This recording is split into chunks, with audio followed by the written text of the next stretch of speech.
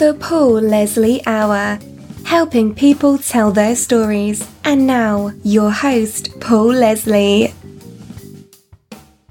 Hey, it's me. Ladies and gentlemen, we are joined by Matthew Kopperud of the band Close Talker. They have a brand new album out now, How Do We Stay Here, which has been released independently and available worldwide. They are on the cusp of an international tour, playing in places like Germany, the Netherlands, then back to North America, Canada, the United States. They've been recognized by National Public Radio and publications like Billboard, Spin, Q Magazine. Matthew Kopperud, thank you very much for making time to call in and talk to us. Yeah, my pleasure. Thanks for having me. Where are you in the world right now? We just never know with a band like Close Talker. Fair enough. Right now, I am actually in my home city here in Saskatoon, Saskatchewan, so central Canada. That's home for actually all three of the band members here. So tell me, what kind of place is this? I'm sure a lot of people listening have never been there. Could you describe it for us? Fair enough. Sure, yeah. So we're right in the middle of Canada. So we're a 20-hour drive from Vancouver, British Columbia, which I'm sure most people have heard of, and then we're a 30-hour drive from Toronto. So we can safely say we're kind of in the middle of nowhere, but I think in part that's why it's so charming. So Saskatchewan, the province as a whole, only has a little bit over 1 million people. So we're quite small, and it's primarily farmland, and it's very, very flat and vast and beautiful. And I can vouch for our sunsets. We have very, very gorgeous sunsets. But all this to say, in the wintertime, one fault we have is it gets just painfully cold. So for us as musicians and as creatives, that's when we hole up inside and we write music and we write and record records. It's because there's just simply isn't the option to go outside. So living in Saskatchewan has its perks, but it also has its quirks as well. But one of them, actually, we've kind of learned to hone that and turn it into a perk. So we just write music in winter when it's minus 40 out. Why are Canadians so nice? Why are Canadians so nice? Oh gosh, I'm not convinced we are. No, I don't know. I'm not sure. I can't speak for all of Canada, but I will vouch for our home province, Saskatchewan here. There's definitely a camaraderie. So we're in a city called Saskatoon. There's only about 250,000 people. So we have everything you might need as far as like stores and entertainment and things like that. But it is still kind of like a small town vibe. Like if you are pulled over with your hazards on, likely someone is still going to like pull over to check to make sure you're okay, even though everyone has a cell phone and can call a tow truck and whatever. So I'm not sure why we're so nice, but definitely in Saskatchewan there's an element of assuming the best in one another until proven otherwise. And sometimes in a big city it can kind of be the opposite. It's like, what do you want from me? Whereas where we're from specifically, and especially in the music scene where we're from, there's definitely an element of like everybody celebrates everybody. No one's threatened by the success of another. Everyone's truly in each other's corner. So we're thankful to be from here for that reason. What are the influences of the band? Oh gosh, this is a heavy question. So we've been a band for nearly 6 years now. So our artistic Venn diagram has overlapped quite a bit between the three members, and there's certain bands that are a favorite for all of us. So I can say with confidence that a band like The National from Brooklyn is one of our favorite bands. Radiohead from the UK is one of our favorite bands. And I think we like these bands because they really have stuck to their guns, and their integrity or even their like sonic sound hasn't really been influenced by time or what's happening in culture, in like pop culture, in like a sonic sense. They're just like really doing what they want to do, and they're kind of sticking to their guns. So as a band, we try to emulate that as well, and we try to just create music that is authentic and sincere and important to us. So we try not to let too much outside influence in.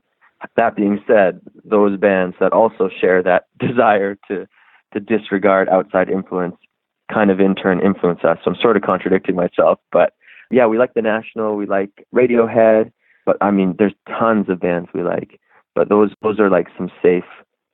They get a lot of airplay in the band van. And what about you personally, Matt? Your favorites? Mm-hmm. My favorites fall into that category as well. Right now, I've been listening. A record that came out a couple of years ago by Phoebe Bridgers has got a lot of spins by me. What else? I want to kind of look over to my record shelf. Grizzly Bear is one of my favorite bands. Oh man, I really, really like Wilco. They're from Chicago.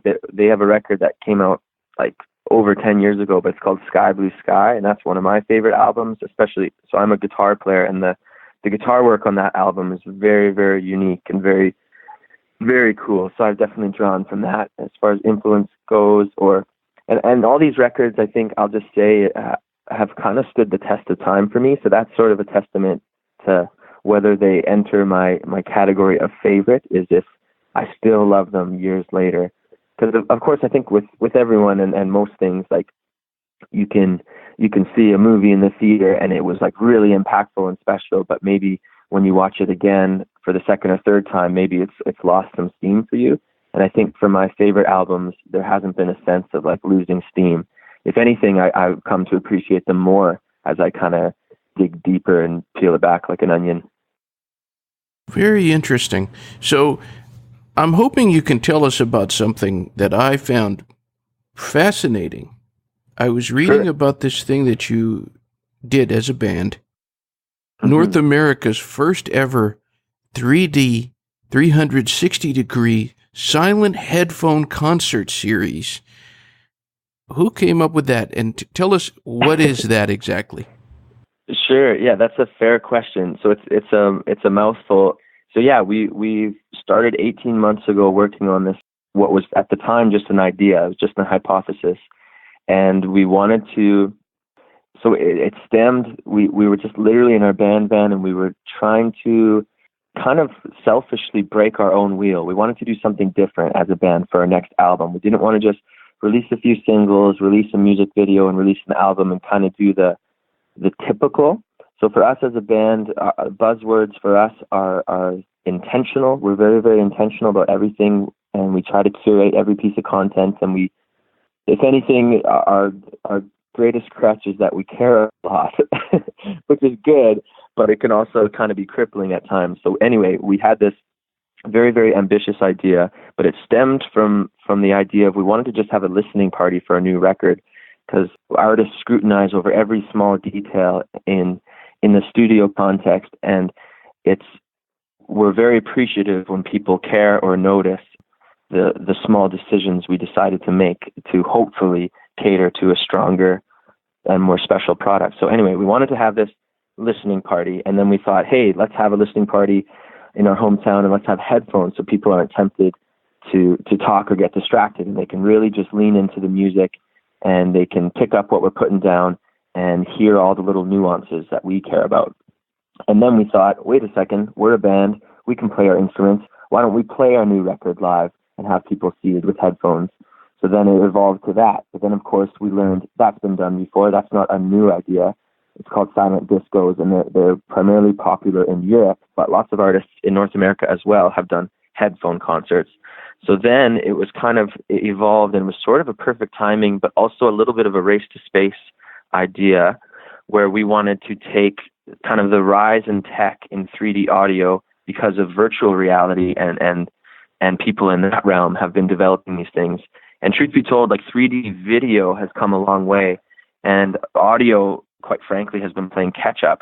But anyway, we had this idea to do a 3D 360-degree binaural silent headphone concert, which is a mouthful, so we called it immersion. So we had this idea to do this immersion tour. And then, all this to say, I'm getting there, I promise. We met some really intelligent people at the right time that kind of hit us in stride. So we were the enthusiastic guinea pigs, and then the actual smart people that developed the software live in France. They're a company called Flux. And then we also hooked up with a company in Montreal, and we flew our sound tech down there to train and learn all these things. So this software that was at the time still in beta testing, we were going to be the field agents, and we were going to test it and take it's all existing science, but we're we're taking it and applying it to a live music context. And the reason it's impressive is because we're able to process live 3D audio in real time without latency. So that means like under 10 milliseconds, so that there's no detection of, if I strum my guitar and it swirls around your head in 360 degrees on all axes without any latency. So it's a lot of processing power. There's a lot of moving parts. But yeah, we worked on it for 18 months and we solicited some enthusiasm, which initially was kind of tricky because it was just an idea. Quite honestly, Paul, I was on the phone with people for like a number of months, and the conversation would go something like this. It would be, "Hey, we have this crazy idea. It's never been done before. It's high risk. Do you want in?"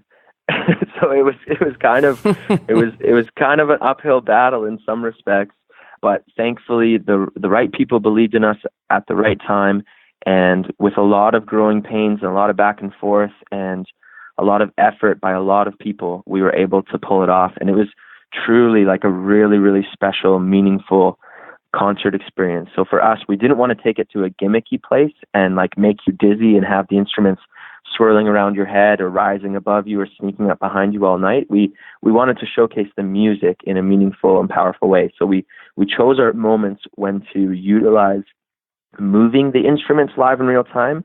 But for the most part, the thesis and the guts of the night was we were putting the audience in the center of the music. So the music was literally placed all around them. So it's like they were in the middle of the band. And because everyone has headphones and every seat is identical, there really isn't a bad seat in the house. So it was really special, I think, for the audience and for us as a band to just kind of like enter this new realm of live music. It was really, really special. How interesting. Man, I wish I could be a witness to something like that. Yeah, it was kind of a little bit exclusive by nature out of the gate, just because we only were traveling with about 70 headphones. But what was kind of special as well is that because we don't have a PA system, so there's no speakers. So literally, if you take off your headphones, it's silent.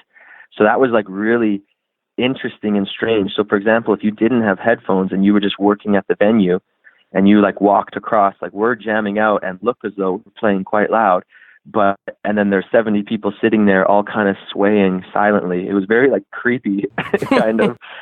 But yeah, and because there was no sound, we were really able to exercise and celebrate the fact that we could do it absolutely anywhere. So we partnered with unique venues. So we played in fancy art galleries across Canada. We played on rooftops. We actually played in the warehouse of a really cool brewery in Hamilton. So a room that, like, acoustically, it should have sounded awful. It was like this huge, cavernous, 10,000 square foot, warehouse with tin cans everywhere. But because of the way we're able to control the audio and we had everything close mic'd and we were very selective with our equipment, it actually sounded fantastic. So it was really interesting that we could just kind of play in unique spaces and offer this unique experience. And another special thing we did that I should mention is it was important for us as a band to kind of acknowledge that we were guests in all of these cities. So we partnered with a visual artist in every city, and they would offer and manipulate their craft live in real time, and they would like change things with the music. So we had a visual artist component in each city. So every night was truly one of a kind because of the space, because of the artist, and because of this 3D silent headphone experience, which is cutting edge. And I hope that it grows beyond Close Talker. I would love to see a silent headphone venue in every major city. I just think like of bands that I love, I would love to see them in this context where I can hear every single little nuance and every little imperfection even. I think it all kind of adds to art, in my opinion. Well, I want to get into this new album from Close Talker. How Do We Stay Here? Tell us about the album. What do you think of it? What do I think of it? Oh gosh. Well, I'm biased because I was directly involved in making it, but I can say with confidence that it's our strongest effort to date, and I think it's on pace to stand the test of time for us. And that was a big part of the criteria when we were making this record. We decided to we had a lot of conversations prior to even playing any notes. We talked a lot about the philosophy of this record and how we wanted to approach it. And unlike past records we've made, we decided to self-produce this one and kind of keep it close to our chest and really just depend upon the trust that we've developed with one another. So as I said, like our tastes and our styles and even our language has overlapped quite a bit over the past years. So we decided to lean into that trust and self-produce. So we went into the studio and we actually kind of wrote up these 10 commandments that we sort of followed and filtered some decisions through. So one of them was have no ego, and then another one was like protect the pleasance. So by that we mean that just making sure that the sounds are catering to like we just wanted to make a beautiful record, to be quite honest. We didn't want anything to be too shrill or too gimmicky or too over the top. We wanted to sort of lean into more of a quiet confidence, and we didn't want to be too concerned with other people's opinions. And we wanted to, we really wanted to make a record that was, you know, a favorite record of all of ours. So we've kind of filtered everything through these decisions and pretty pleased with the outcome. I think in many ways it's our simplest record. Like there's some sparseness, there's a lot of room to breathe. For example, like the first proper like pop structure song with any commercial viability at all doesn't really come into the album until like minute 9. Like we have like a 3-minute intro where we're just trying to set a tone and encourage the listener to kind of like, okay, just stop, put your feet up, pour a nice glass of something and just, you know, take a breath. And then the first song, Wait, is just kind of like, it's just part A and part B if it was a poem. There's no real chorus. It's kind of like a unique structure. And then the record kind of starts going from there. Yeah, all this to say, it was a really special experience, and we've been really pleased with how people have been connecting with it. Like we've preached pretty heavily that we're hopeful people would listen to it from beginning to end, because that's how we wrote it. That's how we planned all the sequences and transitions, and that's even how we planned for which songs were to make the record. We definitely set out to make an album and not just a collection of songs. So that was something that was kind of a unique pursuit for us, because in the past we were young and excitable and we just wanted the catchiest things on the record, or we wanted to, you know, rush to the chorus and things like that the industry might care about. And this, we just had no regard for that. We just wanted to do what felt right, what was instinctual, and what was sincere for us. So I feel like we've kind of tapped into our artistic integrity, and we're sort of just now finding our stride. So it's pretty exciting for us. Is there a spiritual aspect of what you guys do? That's a great question. I would answer yes, for sure. Again, I won't speak for my bandmates, but I can speak for myself that I am an out loud Christian. So naturally, there's going to be some fingerprints within our music. So though we're not a Christian band with an agenda or anything like that, I think naturally what's most important to you as an artist is going to ooze out in your music. And for me, that definitely, there's no exception there. So yeah, and another thing within our music, and we're often kind of chasing those moments where it's not lost on you that something special is happening. And usually it takes like kind of the gift of hindsight to realize like, whoa, that was a pivotal moment in my life, or that was meaningful, or time stood still at that moment, or things like that. And then it's kind of ironic because as soon as you acknowledge those moments, sometimes they become fleeting in the moment. But for us as a band, like music is often the medium of choice where those moments can kind of arise. And this record was definitely a pursuit of that moment. And I think it's safe to say that there's spiritual elements within those moments for sure. And music's a medium of my choice when I'm connecting to that spiritual realm for sure, 100%. I won't pull any punches. So to answer your question, yes, for me. But as a band, that's not necessarily an agenda of ours, but it's definitely a consequence of just who we are and the fact that we love music. And I know that you want this album to be experienced as a whole, and that's how I like to listen to albums. But is there a high point for you in this record? Oh, I'm not sure. I think in the live shows, so this this 3D tour that we did, the show was us playing the record from start to finish. So we literally just played every song. We didn't play any old songs. It was, in that sense, a listening party. And I think a high in the show was a song called Carefully in the Dark, which is about the middle of the B-sides. And the whole song is kind of just a slow burn, and it just builds and gets bigger and bigger and bigger. So dynamically, it doesn't have these massive, massive jumps or high highs and low lows. It's just kind of a building crescendo. And in the live show, that one kind of stands out as a special song that was sort of felt like the climax of the show in some ways. So although it's tricky to say for certain, potentially Carefully in the Dark might act as the high in the record. What would you say is the best thing about being Matthew Kopperud? Oh my goodness, the best thing about being Matthew Kopperud.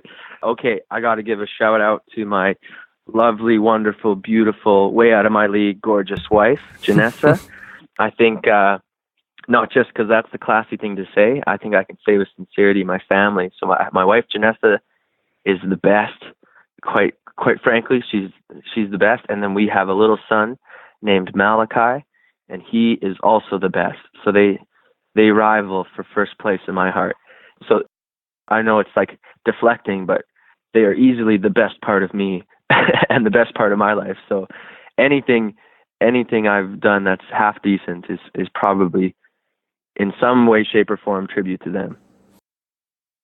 I always like to give the guest the stage at the end. Okay. Whoever is tuned in, and this doesn't have to be in any way limited to music, what would you say to anybody who's listening? Oh my goodness. Blank canvas. That's like exciting but overwhelming. What would I say to anyone who's listening? I would say just in something that I've learned within the context of this band, which I guess has merited this phone call, is that I think it's important. I think with anything artistic or anything where you're just naturally being vulnerable, is to be cautious of how much influence you're taking from those outside of your circle. And by that I mean we shouldn't lose sleep or get disheartened or discouraged by the opinions of people we don't respect or that we wouldn't go to for advice. There's some quote, I can't remember, but it was like, don't be too affected by the opinion of someone you might not go for advice. Just because that's something I've learned, like in these, I'll just pick on my generation with the internet and everything. Like I don't think we're very, very good at public discourse. And I think we've lost the art of disagreeing without feeling threatened by one another. And I think that's just like kind of nearsighted and sad and has nothing to do with music, but it's something on my heart that we're so quick to just talk past each other, and we want our opinion or agenda to come across so loudly that I feel like we're not super good at listening. So if you are taking a moment to listen to this, I would just encourage you guys to, and myself included, I'm totally preaching to myself, to just err on the side of gracious and choose our words carefully, but also listen and be willing to learn. And one thing that I've learned, because I play in the music scene, there's such a diverse group of people that all are saying something, and it's all valid and it's all important. What I've learned is that, like, okay, I don't know everything, and I'm definitely open to learn, and I want to I just want to have open ears, and even if I disagree with someone on something that I feel is important, that doesn't mean I should disregard the person, or it doesn't mean I should not hold them in high regard or respect them. So that's something that, again, I'm just picking on my generation of if we disagree with one another, we don't, that's not the end of the world. That's totally fine. I have tons of friends that I fundamentally disagree with, and it doesn't mean that I love them any less. I'm keen to be hopefully an exception to the rule, and I think we all should be keen to try to just maybe listen a tiny bit more than we talk, and just still have a willingness to learn, because I don't know, the internet is such a scary platform where we have a voice now, and we can be heard, and our biases can come across, and you can find and rally support. If you hold any opinion, you can find 100 people that agree with you and that they'll pump your tires. But I think just not being so threatened and so edgy towards people that disagree with you, I just think that's nearsighted. And I think that we're all flawed and we're all humans. And I think whether we agree or disagree on every fact, I think we can all agree that we're all flawed and we're all humans. So let's just lean into that. Very good. Anyone out there listening, if you want to find out more about Close Talker, it's closetalker.ca. Matt, thank you very much for being here. Yeah, my pleasure. Thanks for having me. I appreciate it. Absolutely. Until next time. Zapabi papa do nakajiba loop dikis on the gujia the kasagika like a pina say the bocheki yeki bonking kakadika tukon kiti donki boot be like a turzik on the livanga like a do goodbye.